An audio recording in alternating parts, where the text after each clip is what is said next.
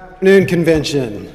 It feels like it was just a short time ago that I was joining you for my first convention. In fact, it was just 3 conventions ago, online. And yet here we are in our cathedral together in person with so much to celebrate in such a short amount of time. Praise be to God. Slide, please. I'm here this afternoon to report to you about our work in the Diocese of San Diego in the area of church planting. Now, church planting can often be thought of as something that's new, different, maybe doesn't feel completely akin to our Episcopal tradition. But it's important to point out that each and every congregation in this diocese was at one time a church plant. Slide. At one point in time, there were people in a neighborhood, in a community that imagined, that dreamt about a new congregation in that place, that brought the Christian tradition and the Episcopal tradition into that community, sharing the good news of Christ in new ways. Boone Sadler, one of the incredible church planters in our history of this diocese, once said, "I could plant a church anywhere with 5 families, a pianist, a few Bibles, prayer books, and hymnals." In church planting, we have the opportunity, all of us, to learn from church plants what it is to innovate, to try new ways to connect with our neighbors, and share this tradition of ours that we love in ways that aren't as tethered to a congregational culture, just as our settled cultures in our congregations are these days. Next slide, please. At the beginning of Bishop Susan Brown Snook's episcopacy, she began to work with the leadership of this diocese on a strategic plan to imagine what the future of this diocese would look like.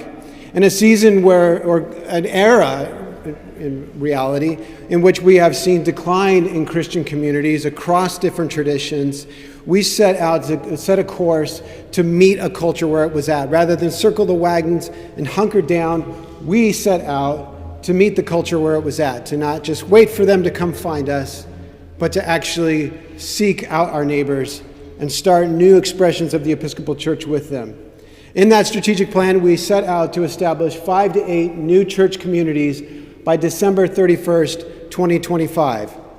Now, at that point, we had no idea the pandemic was on the horizon.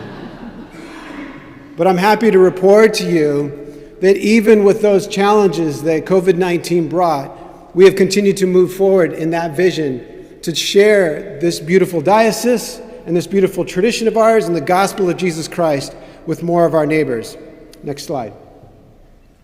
Earlier this year, the Reverend Brian Peterson was commissioned to plant a new congregation in Oceanside. And I'm happy to share with you today that we have folks from that new community, St. Bridget's of Oceanside, with us here this evening.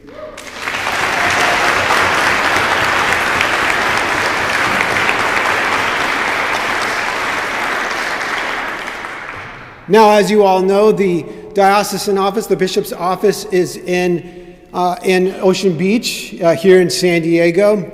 And for years, we have wondered, hoped for what it could look like for us to actually have a congregation once again worshiping on a regular basis in that worship space at 2083 Sunset Cliffs Boulevard.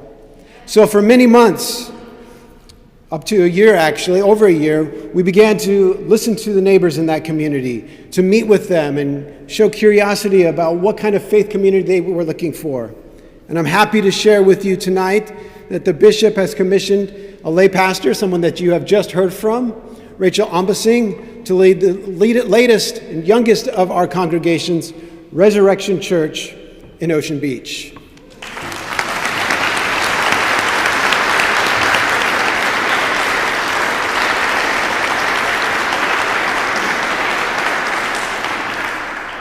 Friends, none of this could have happened if it weren't for you. What is happening right now in this diocese, each and every one of you are part of.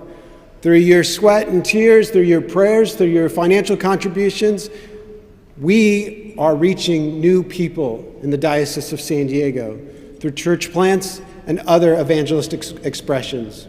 So thank you for your faithfulness to the gospel. Thank you for your faithfulness to the church. And this concludes my report on church planting. Thank you.